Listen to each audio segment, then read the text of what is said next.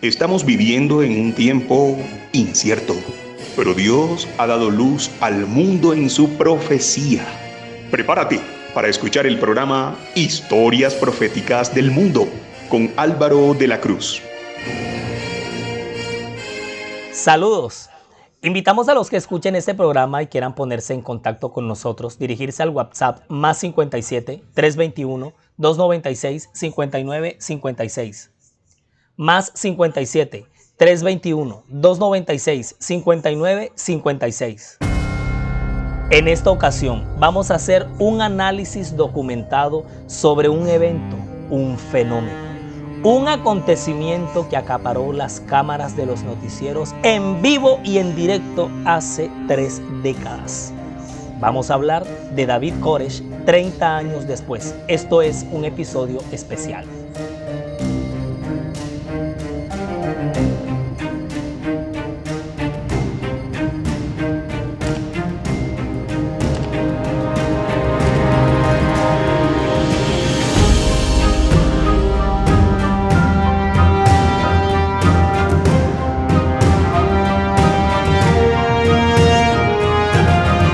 En el 2023 se cumplieron 30 años de uno de los episodios más trágicos y sangrientos en la historia reciente de las sectas y los grupos religiosos fanáticos, cuyo final siempre termina en desgracia, pero una desgracia que lamentaremos por siempre, que se pudo haber evitado y que al no desconocerlo no podemos permitir nosotros mismos que algo semejante vuelva a ocurrir.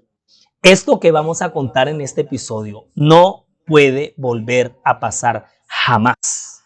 Si me están escuchando bien, nunca más algo así puede pasar. Vamos a analizar aquí una serie de una cadena de errores, unos eslabones erróneos, unos desaciertos que se cometieron, cosas que no se hicieron, otras que se dejaron de hacer y que tiene que darnos hoy la garantía de, al no desconocer el pasado, que en el futuro no repetirlo, los desaciertos que ocurrieron en los años que ya transitaron antes de que nosotros estuviéramos aquí. Esa tragedia que lamentamos hoy y que estamos conmemorando, bueno, conmemorando en realidad es el hecho del acontecimiento, porque aquí lo que vamos a hablar no es algo de lo que nos tengamos que enorgullecer, para nada de eso, pero no puede volver a pasar. El 19 de abril de 1993, Vernon Wayne Howell, más conocido como David Koresh o David Koresh. Este hombre era original de Houston, Texas, era texano el hombre.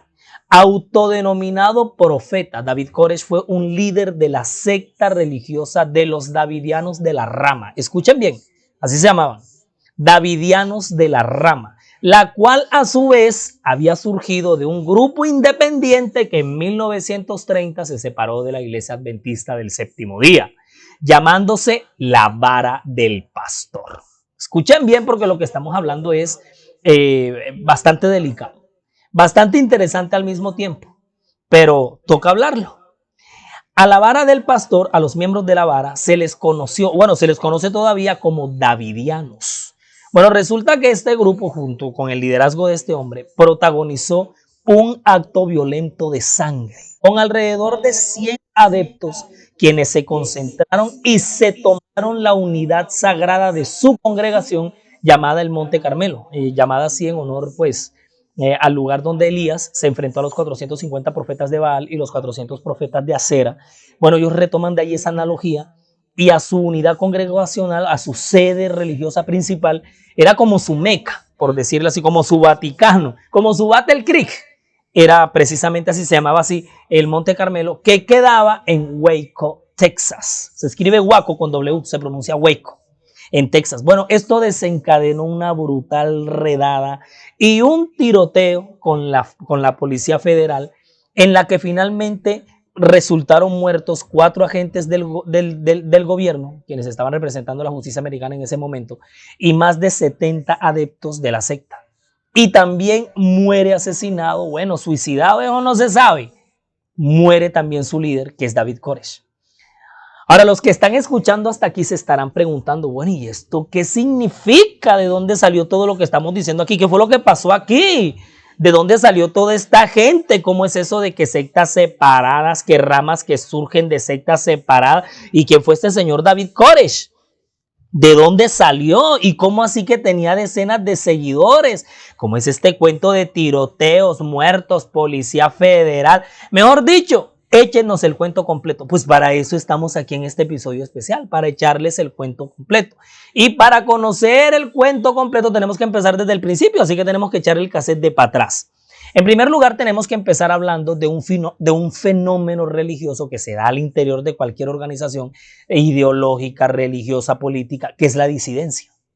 Los movimientos disidentes. Ahora, los movimientos disidentes son grupos separados de la iglesia corporativa que se independizan por diferentes motivos y establecen una nueva organización. Ahora, las diferencias por las cuales se separan están diferencias con el liderazgo, porque según ellos recibieron una nueva luz, una nueva revelación, diferencias con las doctrinas, diferencias con las creencias, por apostasía. Mira, solo por el hecho de separarse, ya están sobre la plataforma de algo que es erróneo, porque de la iglesia de Dios no hay movimientos separatistas. Dios nunca probó eso. Acuérdate que el primer disidente que existe en la historia del gran conflicto es Satanás. Y que el primer conflicto de disidencia que se dio en la historia del cosmos fue la guerra en el cielo, la división entre los ángeles caídos y los no caídos. Satanás es el primer disidente. También tenemos personajes bíblicos disidentes por donde usted quiera que los mire, que estuvieron en desacuerdo con inconformismo, que montaron rancho aparte. Tenemos el primer disidente en la tierra, es Caín, que no estuvo de acuerdo con el sistema de adoración y de ofrendas que colocó Dios. Por eso le ofrenda otra cosa. Coré, en los tiempos de Moisés, acuérdate de Datán y Abirán que le siguieron, la rebelión de Coré. Tenemos a Acab, tenemos líderes de apostasía que estaban en la organización del pueblo.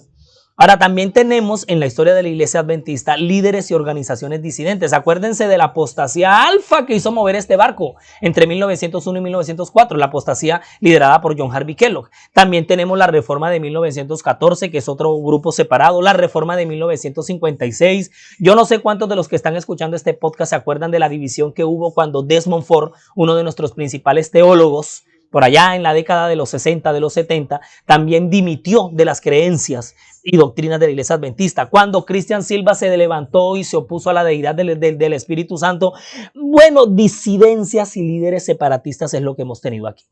En el caso específico de la vara del pastor, que surge en 1934, ella surge a partir de un líder de la iglesia adventista llamado Víctor Hutef, o Víctor Hutef, así se llamaba. Es el precursor del movimiento disidente La Vara del Pastor. Ahora, Víctor Hutef se proclamó como sucesor profeta después que Elena de White muere. Lo que pasa es que cuando Elena de White se muere en 1915, fueron varios los miembros, si no por decir muchos, de la iglesia adventista del séptimo día, quienes afirmaron haber sentido el llamado de Dios para ser los sucesores de Elena. ¿Cómo la ves tú? Eso pasó aquí. Entre uno de esos que se autodenominaron sucesores profetas de Elena de White estuvo Víctor Hutef. Ahora, Víctor Hutef es un miembro adventista búlgaro de nacimiento, nació en 1885. Fue bautizado en 1919. Fue un miembro activo de la iglesia adventista en Rockford, en Illinois. Sus años de servicio se pueden contar entre 1925 y 1930.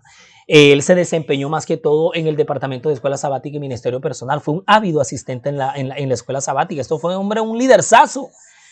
Pero desde 1919 este hombre se empieza a desarrollar una serie de corrientes e ideas que lo llevarían a ser desfraternizado años más tarde de la iglesia organizada. Este hombre, cuando se separa, cuando es defraternizado, desarrolla una nueva organización con las creencias que según él le revelaba el Espíritu Santo en el don profético. La iglesia adventista davidiana del séptimo día, localizada en Waco, Texas. Miren, lleven el hilo bien. A donde se trasladó con sus adeptos, cuyo centro de operaciones llegó a tener el nombre del Monte Carmelo. Era como un rancho al estilo texano. A unos kilómetros afuera de Waco, sí, en una zona campestre. Ahí va a estar como la sede, como el epicentro de su organización religiosa. Ahora, cuando Hutef muere en 1955, mira esto, y aquí están los davidianos, la vara del pastor, hay una disputa de quién le va a suceder en el liderazgo, es decir, quién va a ser el nuevo profeta. Ahora, quien le sucede a Víctor Hutef es su esposa Florence. Ahora, en 1959, 4 años después de la muerte de Víctor, un grupo se independiza por no aceptar a Florence. Entonces surge la rama davidiana. Lo que pasa es que los movimientos disidentes tienen esto. Se separan de la iglesia madre y arman un grupo disidente. Pelean entre ellos y sale otra iglesia reformada. Estos vuelven a pelear y sale otro. O sea, sale la reforma de la reforma de la reforma. El movimiento disidente del disidente del disidente.